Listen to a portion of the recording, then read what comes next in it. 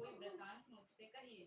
श्री कृष्ण जी ने युधिष्ठिर से कहा, हे राजन, सतयुग के प्रारंभ में जबकि दैत्य राज्य वृत्तासुर ने देवताओं के स्वर्गलोक में प्रवेश किया था, तब यही प्रश्न इंद्र ने नारद मुनि से किया था। इंद्र के पूछने पर नारद ने तब इस प्रकार वर्णन किया। पूर्व काल में पुरंदरपुर नाम का एक अत्यंत रमणीक नगर था। वह नगर अर्थ, धर्म, काम, मोक्ष इन चारों पुरुषार्थों से युक्त होने के कारण संसार भर में प्रसिद्ध था। मंगलसेन नाम का एक राजा राज्य करता था। उसके चिल्ल देवी और चौल देवी नाम की रूपवती दो रानियां थी। एक समय राजा मंगलसेन अपनी रानी चौल देवी के साथ महल के शिखर पर बैठा था। वहां से उसकी दृष्टि समुद्र के जल से घिरे हुए स्थान पर पड़ी। उस जगह को देखकर राजा अति प्रसन्न हुआ। रानी से बोला, हे चंचलाक्षी, मैं उस स्थान पर तुम्हारे लिए एक परम मनोहर उद्यान बनवाऊंगा। राजा की ऐसी वाक्य को सुनकर रानी ने कहा, हे कांत, ऐसा ही कीजिए। राजा ने अपने विचार के अनुसार उसी स्थान पर एक सुंदर बगीचा बनवा लिया। यह बगीचा थोड़े दिनों में अनेक वृक्ष, लता, फूलों और पक्षी गणों से संपन्न हो गया। एक समय उस उद्यान में मेघ तुल्य काला और रक्त वर्ण चंचल नेत्र से युक्त सूकर घुस आया। इसने आकर वृक्षों को ताला उद्यान को चौपट कर दिया। यही नहीं, सूकर ने कई रखवालों को मार डाला। तब उद्यान के रक्षक उससे भयभीत होकर राजा के पास गए और सब हाल कह सुनाया। अपने परम रम्य उद्यान के उजड़ने की बात सुनकर राजा ने नेत्र क्रोध से लाल हो गए। राजा ने अपनी सेना को आज्ञा दी कि शीघ्र जाकर उस सूकर को मार डालो। यही नहीं, राजा स्वयं भी मतवाले हाथी पर सवार उद्यान की ओर चल पड़ा।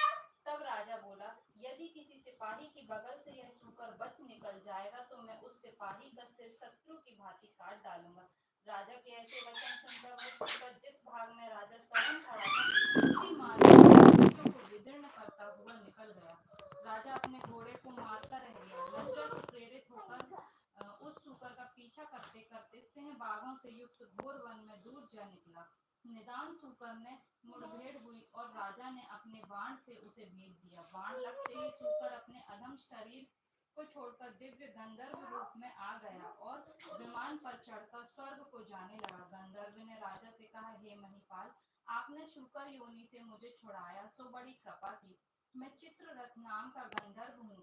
एक समय जबकि ब्रह्मा जी देवों के बीच बैठे हुए मेरा गायन सुन रहे थे, तब मुझसे ताल स्वर की भूल हो जाने से उन्होंने रुष्ट होकर मुझे श्राप दिया कि तू पृथ्वी पर सूकर होगा। जिस समय राजा मंगलसेन तुझे अपने हाथों से मारेगा, तब तेरी सूकर योनि से तो आज वह श्राप पूरा हुआ। हे राजन, मैं आपके कृत्य से प्रसन्न हुआ। आप भविष्य में महालक्ष्मी व्रत करके सर्वभौम राजा हो जाएंगे, ऐसा आशीर्वाद है। नारद जी कहने लगे और चित्ररथ गंधर्व राजा मंगलसेन को ऐसा आशीर्वाद देकर अंतर ध्यान हो गया। राजा भी वहां से अपने नगर के लिए चलने को अघत हुआ।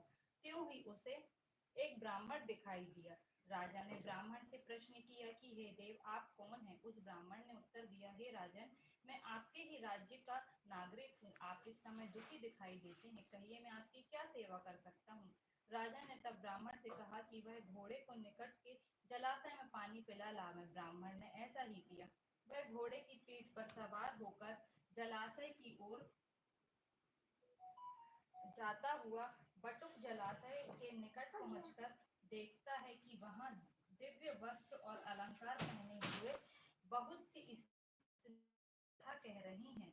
तदंतर वह बटुक भी उस स्त्रियों के पास जाकर अपना परिचय देकर नाना प्रकार के प्रश्न करने लगा। हे स्त्रियां, आप यहाँ भक्ति भाव से क्या कर रही हैं? इसके करने से क्या फल होता है?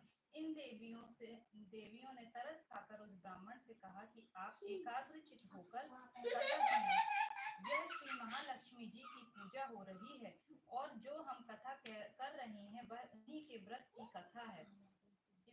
इस व्रत के करने से हर प्रकार की संपत्ति की प्राप्ति हो सकती है। अपना खोया हुआ यश भी प्राप्त होता है, इसमें कोई संदेह ना करे। इस प्रकार बटुक को उन स्त्रियों ने व्रत का वृतांत कह सुनाया। बटुक ने घोड़े को जल पिलाया और राजा के लिए कमल के पत्तों में जल लेकर वहां से लौट आया। ब्राह्मण ने लौटकर सारा किस्सा राजा को सुनाया और